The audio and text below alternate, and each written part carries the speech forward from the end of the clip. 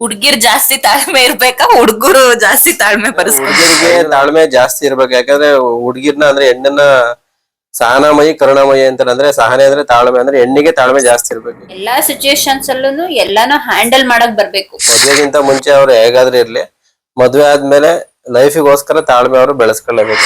ಅಂದ್ರೆ some time ಮಾಡಕ್ ಆಗದೆ ಇರುವಂತಹ ಸಿಚುಯೇಷನ್ ಗಳು ಬರ್ತವೆ. So hello everyone, welcome back to KA13 Kannadathi YouTube channel.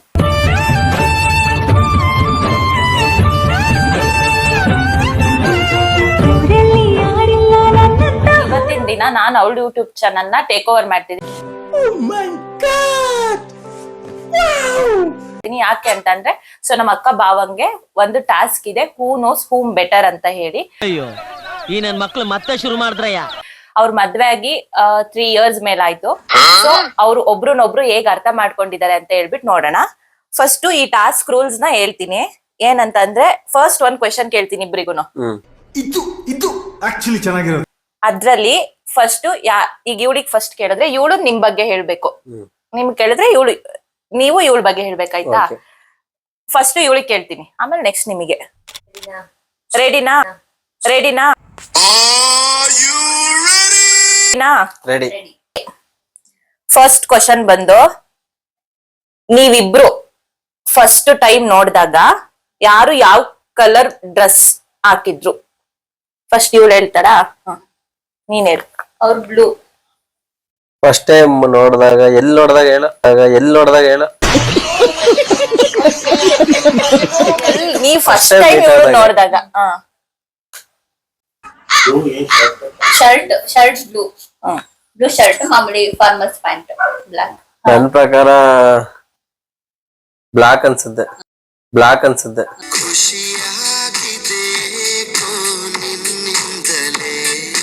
Right, correct. ಇಬ್ರದ್ದು ಇಬ್ರಿಗೂ ಒಂದೊಂದ್ ಪಾಯಿಂಟ್. ನೆಕ್ಸ್ಟ್, ಚೇತು ಅಣ್ಣಂದು ಫೇವ್ರೆಟ್ ಕಲರ್. ಅವ್ರಿಗೆ ಪಿಂಕ್ ಮತ್ತೆ ಸ್ಕೈ ಬ್ಲೂ. ಇವಳಿಗೆ ಅವಳ ಫೇವ್ರೆಟ್ ಕಲರ್ ಪಿಂಕ್ ಅನ್ಸುತ್ತೆ. ರಾಂಗ್.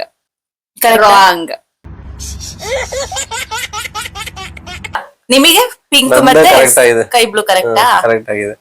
ಸೊ ನಿಮಗೆ 1 ಪಾಯಿಂಟ್, ಇವಳಿಗೆ 2 ಪಾಯಿಂಟ್ಸ್. ಸೊ ಇವಾಗ 2 ಕ್ವೆಶನ್ಸ್ ಆಯ್ತು. ನೆಕ್ಸ್ಟ್ ಥರ್ಡ್ ಕ್ವೆಶನ್ ಬಂದು, ನಿಮ್ಮಿಬ್ರಿಗೆ ಯಾವ ತರ ಮೂವೀಸ್ ನ ಇಷ್ಟ ಪಡ್ತೀರಾ? ಮೂವೀಸ್ ಅಲ್ಲಿ ಈಗ ಹಾರರು, ಥ್ರಿಲ್ಲರು, ರೊಮ್ಯಾಂಟಿಕ್ ಈ ತರ ಇರುತ್ತಲ್ಲ. ಸೊ ಚೇತಣ್ಣಗೆ ಯಾವ ತರ ಮೂವಿ ಇಷ್ಟ? ಕಾಮಿಡಿ ಮೂವಿ ಇಷ್ಟ, ಮತ್ತೆ ಫ್ಯಾಮಿಲಿ ಎಲ್ರು ನೋಡೋ ತರ ಮೂವಿ ಇಷ್ಟ ಅವ್ರಿಗೆ. ಅವಳು ಸ್ವಲ್ಪ ಕಷ್ಟವಾಗಿರೋದು ಫಿಲಂ ಇಷ್ಟಪಡ್ತಾಳೆ. ಕಣ್ಣೀರು, ಕಷ್ಟವಾಗಿರೋದು, ಈ ತರದ ಮೂವೀಸ್ ಅಂದ್ರೆ ಇಷ್ಟ. ರೈಟ್.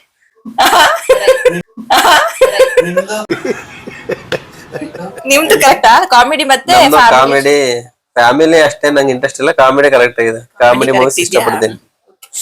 ಹಂಗಿದ್ರೆ ನಿಮಗೆ 2 ಪಾಯಿಂಟ್ಸ್. ನಿಮಗೆ ಈಗ in case out of country ನಾವು ಹೋಗ್ತೀವಿ ಅಂತಂದ್ರೆ ಯಾವ ಪ್ಲೇಸ್ ವಿಸಿಟ್ ಮಾಡಕ್ಕೆ ಚೇತಣ್ಣ ಇಷ್ಟಪಡುತ್ತೆ? ನನಗಂತೂ ಈ ಜೀವನವೇ ಬೇಸರವಾಗೋಗ್ಬಿಟ್ಟಿದೆ.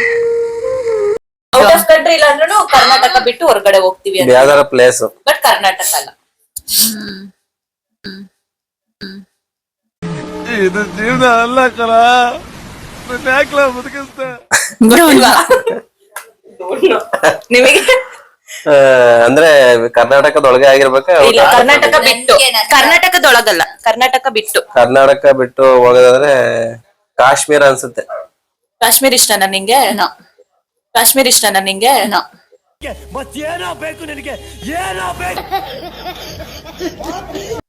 ಯಾವ್ದು ಇಷ್ಟ ಆಯ್ತು ನಿನಗೆ? No comments. ಈಗಿಬ್ರು ಸೋತಿದ್ದೀರಾ. ಯಾವ್ದು? ನನ್ಗೆ ಬೇರೆ ಕಂಟ್ರಿಗಿಂತ ನಮ್ ಸ್ಟೇಟ್ ಒಳಗೆ ಇಷ್ಟ ಆಗುತ್ತೆ. ಈಗ ಬೇರೆ ಸ್ಟೇಟ್ ಅಂತ ಅಂದ್ರೆ ಯಾವ್ದು ಇಷ್ಟ ಆಗುತ್ತೆ? ಇರ್ಬೋದು ಕಾಶ್ಮೀರ ಇರ್ಬೋದು. ದೇವ್ರು ನಿಂಗೆ ಒಳ್ಳೇದ್ ಮಾಡ್ತದ. ಯಾವ್ದು ಇಷ್ಟ ಇಲ್ಲ? ಆತರ ನನ್ಗೆ ಅಷ್ಟು ಇಷ್ಟ ಆಗಲ್ಲ. ಇರಬಹುದು ಕಾಶ್ಮೀರ ಅಂತ. ಇರಬಹುದು. ಆಹಾ ಅಲ್ಲೇ ಸುಮ್ನಿರಿ ಗೊತ್ತು ಕಂಟ್ರಿ. ಗೊತ್ತಿದೆ ಆದ್ರೆ ಕಾಶ್ಮೀರ ಇಷ್ಟ ಆಗ್ಬೋದೇನೋ ಅಂದ್ರೆ ನನ್ಗೆ ಅಷ್ಟು ಪ್ಲೇಸಸ್ ಬಗ್ಗೆ ಐಡಿಯಾಸ್ ಇಲ್ಲ ಹಂಗಾಗಿ ನಮ್ ಸ್ಟೇಟ್ ಒಳಗಡೆ ಇರೋದ್ರಲ್ಲೇ ಇಷ್ಟಪಡ್ತೀನಿ ಜಾಸ್ತಿ. ಬೇರೆ ಕಡೆ ಹೋಗಕ್ಕೆ ಔಟ್ ಆಫ್ ಕರ್ನಾಟಕ ಹೋಗ್ತೀನಿ ಅಂದ್ರೆ ಅದೇ ಕಾಶ್ಮೀರ್ ಇಷ್ಟ. ಇಬ್ರಿಗೂ ಕಾಶ್ಮೀರ್ ಇಷ್ಟ. ಓಕೆ ಯಾರ್ ಸೋಲ್ತಾರ ಅವರು ಕಾಶ್ಮೀರಿ ಕರ್ಕೊಂಡೋಗಿ. ಓಕೆ ಯಾರ್ ಸೋಲ್ತಾರ ಅವರು ಕಾಶ್ಮೀರಿ ಕರ್ಕೊಂಡೋಗಿ. Congratulation brother. ಅಬ್ಬಬ್ಬಬ್ಬ ಲ್ಯಾಟ್ರಿ. ಇದೇ task friends. Next question, which ride do you prefer? ಅಂದ್ರೆ ನೀವು ಈಗ ಹೋಗ್ಬೇಕಂತಂದ್ರೆ ಬೈಕ್ ರೈಡು, ಕಾರ್ ರೈಡು ಅಥವಾ ವಾಕ್ ಆತರ ಯಾವ ರೈಡ್ ನ ಇದು ಚೇತನ ಇಷ್ಟ? ಬೈಕ್ ರೈಡ್ ಇಷ್ಟಪಡ್ತಾರೆ. ಬೈಕಾ? ಅಂದ್ರೆ ಲೈಕ್ ಕಡಿಮೆ ಡಿಸ್ಟೆನ್ಸ್ ಆದ್ರೆ ಬೈಕ್ ಇಷ್ಟ, ಇಲ್ಲಾಂದ್ರೆ ಅವರಿಗೆ ಕಾರ್ ಇಷ್ಟ. ಸರಿ ಇದೆ. ಅವಳಿಗೆ ಇಷ್ಟ ಅಂತ ಹೇಳ್ಬೇಕಾ? ಅವಳಿಗೆ ಆಲ್ಮೋಸ್ಟ್ ಬೈಕ್ ರೈಡ್ ಇಷ್ಟ. ಬೈಕಾ? Car ಬೈಕ್ ರೈಡ್ ಇಷ್ಟ. ರೈಟ್. ಓಕೆ. ಬೈಕ್ ರೈಡ್ ಹೋಗೋದಾದ್ರೆ ಯಾವ ಪ್ಲೇಸ್ ನ ಪ್ರಿಫರ್ ಮಾಡ್ತೀರಾ? ನಮ್ ಕೂರ್ಗ್ ಸೈಡೇ ಇಷ್ಟಪಡ್ತೀವಿ, ಅವರು ಅಷ್ಟೇ ಕೂರ್ಗ್ ಸೈಡೇ ಇಷ್ಟಪಡ್ತಾರೆ ವೆದರ್ ಎಂಜಾಯ್ ಮಾಡಕ್ಕೆ. ಸೇಮ್ ಪ್ಲೇಸ್ ನನಗೂ. ಈ ಜೋಡಿ ಹಕ್ಕಿಗಳ ಕಲರವದೊಳಗೆ ಇದೆ ಆಹ್ವಾನ.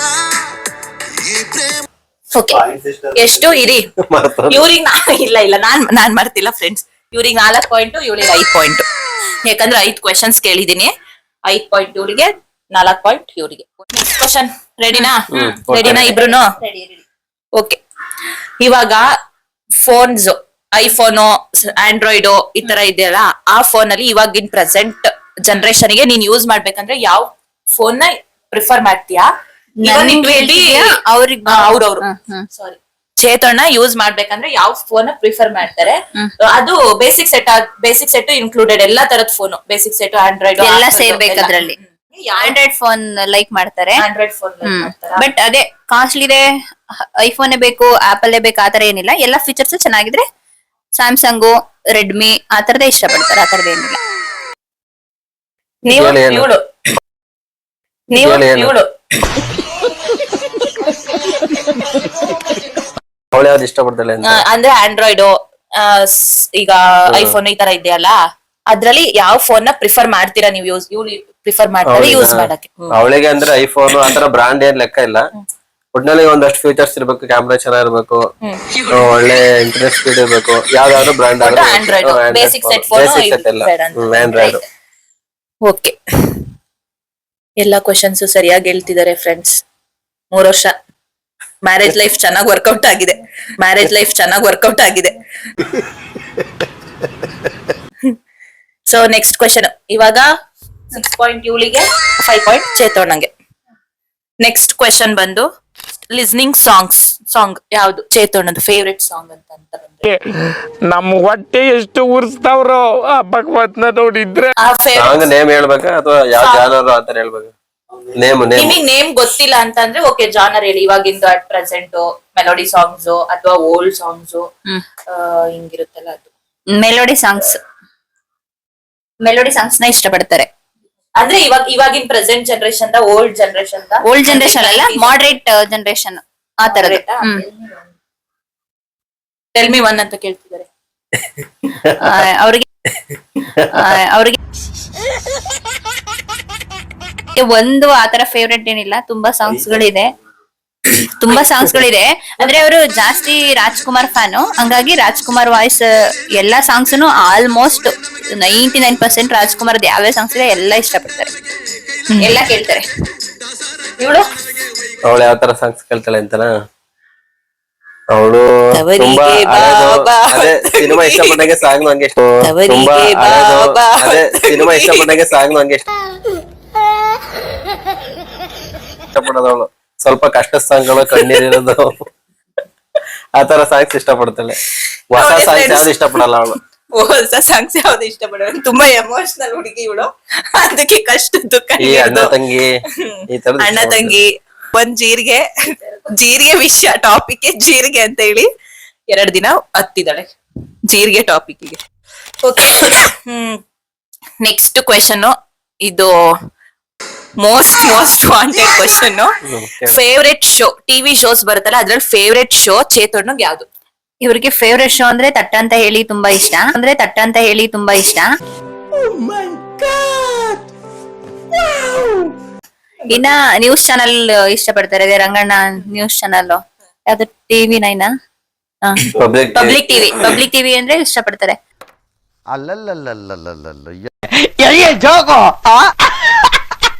ಅದ್ಬಿಟ್ಟು ಇನ್ ಬೇರೆ ಅದೇ ರಿಯಾಲಿಟಿ ಶೋಸ್ ಗಳು ಬರ್ತಾವಲ್ಲ ವೀಕೆಂಡ್, ಮೋಸ್ಟ್ ತುಂಬಾ ಜಾಸ್ತಿ ಲೈಕ್ ಆಗೋದು ಒಂದ್ ಹೇಳ್ಬೇಕು.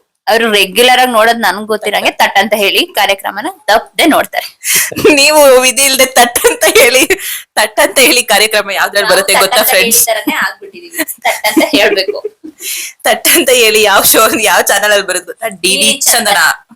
ಆಮೇಲೆ ಅವ್ರಿಗೆ ಗಿರೀಶ್ ನಡ್ಸ್ಕೊಡೋದು ಯಾರು ಅಂತ ಚಂದನ, ಹೇಳು. ಡಾಕ್ಟರ್ ನಾ ಸೋಮೇಶ್ವರ್ ಸರ್ ನಡ್ಸ್ಕೊಡ್ತಾರೆ ಅಂತ. ಡಾಕ್ಟರ್ ನಾ ಸೋಮೇಶ್ವರ್ ಸರ್ ಅವ್ರು ನಡೆಸ್ಕೊಡ್ತಾರೆ. ಅದಲ್ದೆ ಡಿಡಿ ಚಂದನದಲ್ಲಿ ಆಲ್ಮೋಸ್ಟ್ ಎಲ್ಲಾ ಚಾನಲ್ಗೆ ಕಂಪೇರ್ ಮಾಡಿದ್ರೆ ರಿಯಾಲಿಟಿ ಇರೋದನ್ನ ತೋರಿಸ್ತಾರೆ. ಇದು ಹೆಂಗಿದೆ ಅಂತಂದ್ರೆ, ಅಲ್ಲಿ ತಟ್ ಅಂತ ಹೇಳಿ ಕ್ವಶನ್ ಕೇಳ್ತಿದ್ರೆ ಇಲ್ಲಿ ತಟ್ ಅಂತ ಹೇಳಿ ಆನ್ಸರ್ ಪಟ್ ಅಂತ ಬರ್ತಿರುತ್ತೆ. ಆದ್ರೆ ಇಲ್ಲಿ ತಟ್ ಅಂತ ಹೇಳಿ ಆನ್ಸರ್ ಪಟ್ ಅಂತ ಬರ್ತಿರುತ್ತೆ. ಆತರ ಸಿಚುವೇಶನ್ ಇದು. ನೆಕ್ಸ್ಟ್ ಇವಳು ಅವಳಿಗೆ ಯಾವ ಕಾರ್ಯಕ್ರಮ ಇಷ್ಟ ಆಗಿದೆ ಅಂತ. ಅವಳಿಗೆ ನನ್ ಪ್ರಕಾರ ಯಾವ್ದು ಕಾರ್ಯಕ್ರಮ ಇಷ್ಟ ಆಗಲ್ಲ. ನಿನ್ಗಿದು ಬೇಕಿತ ಮಗನೇ, ವಾಪಸ್ಸು ಒಂಟೋಗು ಶಿವನೇ.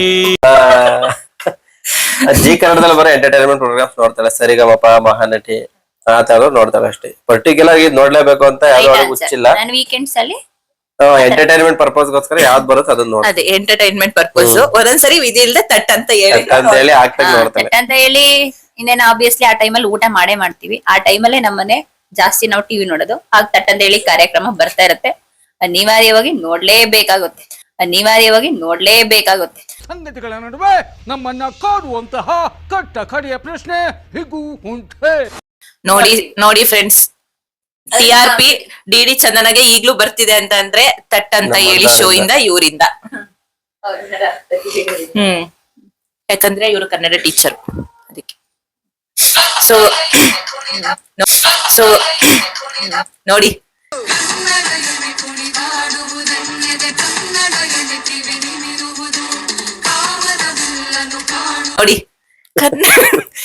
ಎಷ್ಟೆಷ್ಟು ಕೋಇನ್ಸಿಡೆನ್ಸ್. Next question. ಈಗ ನಿನಗೆ 8 ಪಾಯಿಂಟ್ಸ್, ನಿಮ್ದು 7 ಪಾಯಿಂಟ್ಸ್.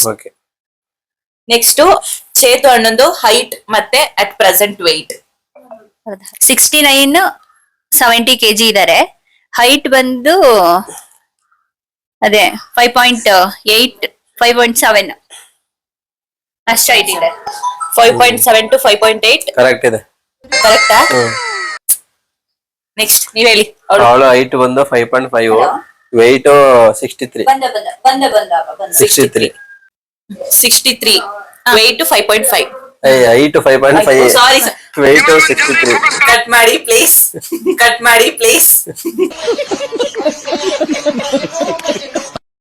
Height 5.5, weight 63. ಕರೆಕ್ಟಾ? ರೈಟ್.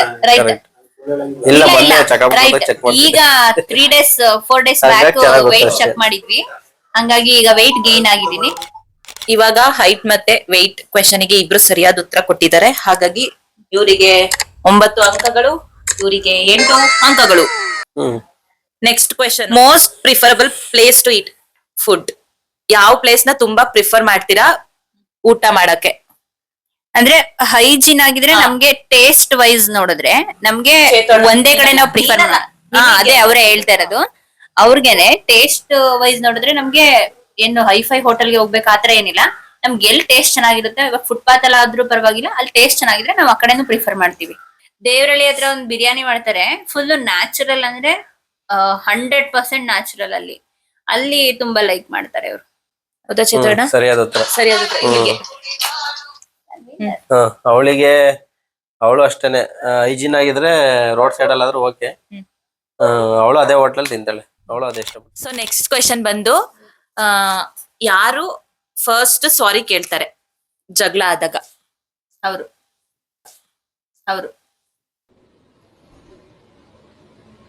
ಮಾತೇ ಇಲ್ಲ.